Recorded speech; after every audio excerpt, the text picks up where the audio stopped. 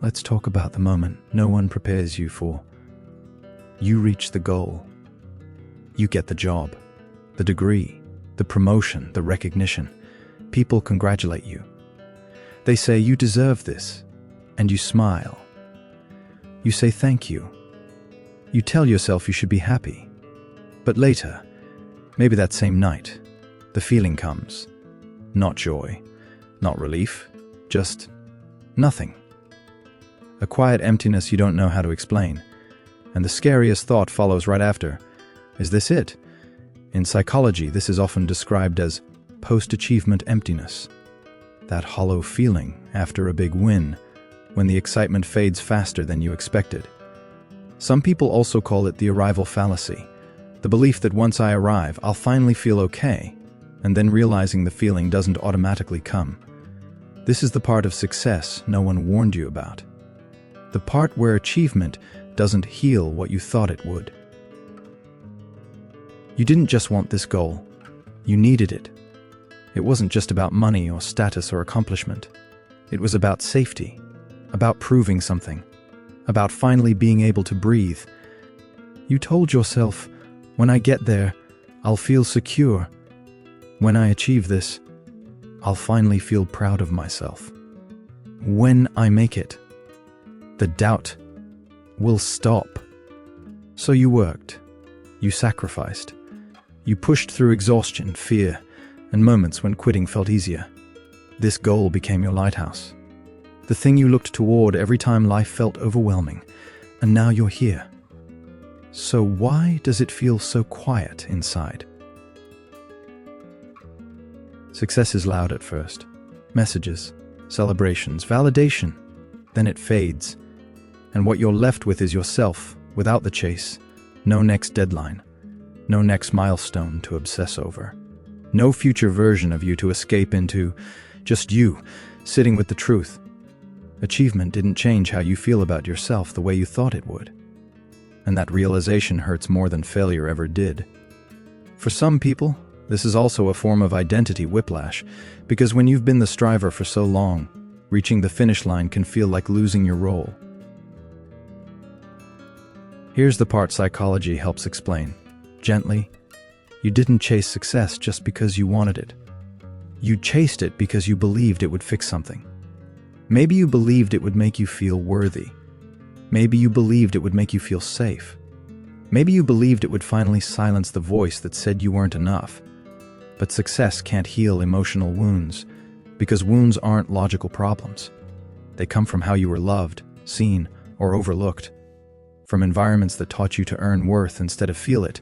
So when you achieved the goal, the wound stayed, not because you failed, but because it was never the right medicine.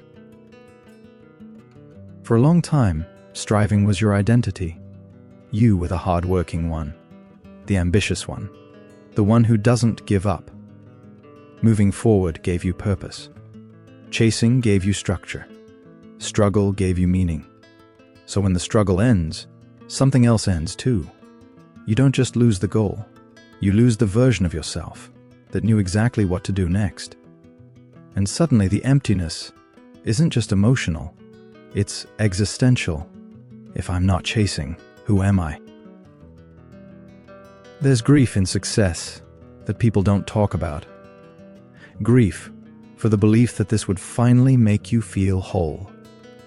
Grief for the years you postponed rest, joy, and softness, waiting for after.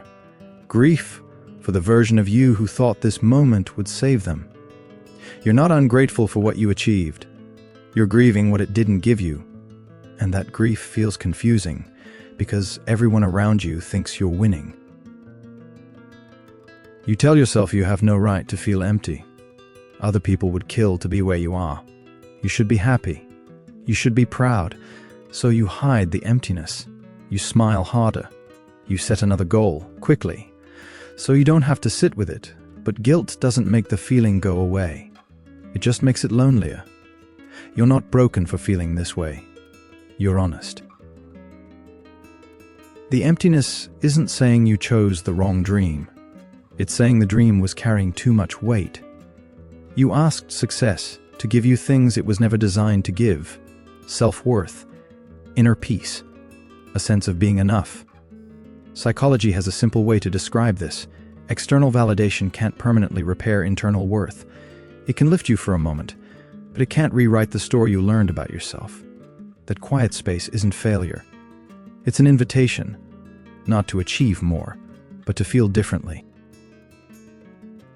Your instinct might be to move fast, set a new goal, raise the bar, stay busy, and yes, it will distract you for a while, but the emptiness will come back because the pattern hasn't changed. You're still asking doing to fix being, and being can't be earned.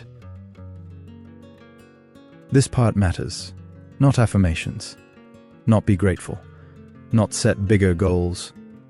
Start with this question and sit with it honestly. What did I hope this achievement would finally let me feel? Not what it gave you. What you hoped it would allow.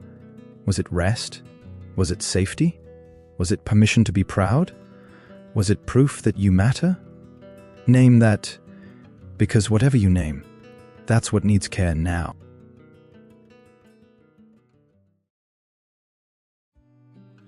Here's something very specific to practice.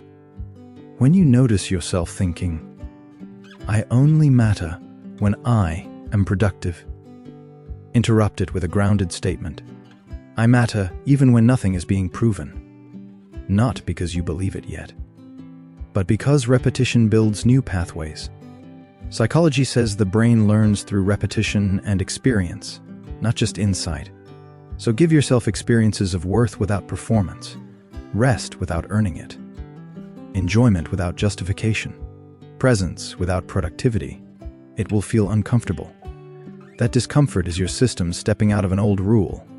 I have to achieve to deserve peace. Meaning doesn't come back through pressure. It returns through connection.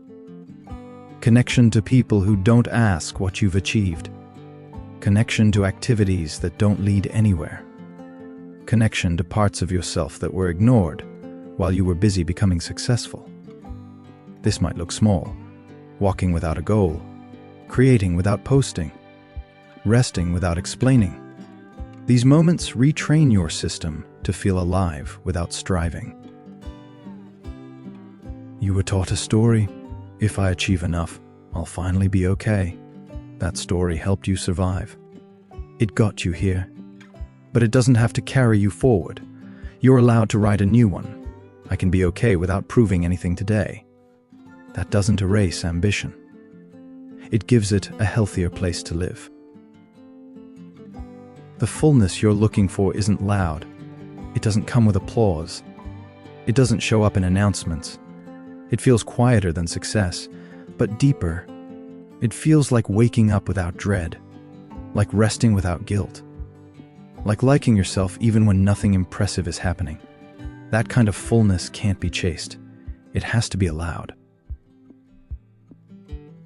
If you feel empty after achieving everything you worked for, it doesn't mean the work was pointless.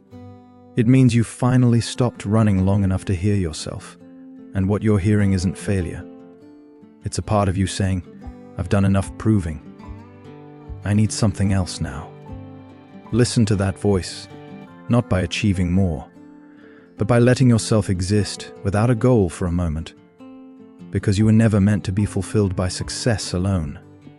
You were meant to be human, not just accomplished. And that emptiness? It's not the end of your story. It's the space where a truer one can finally begin.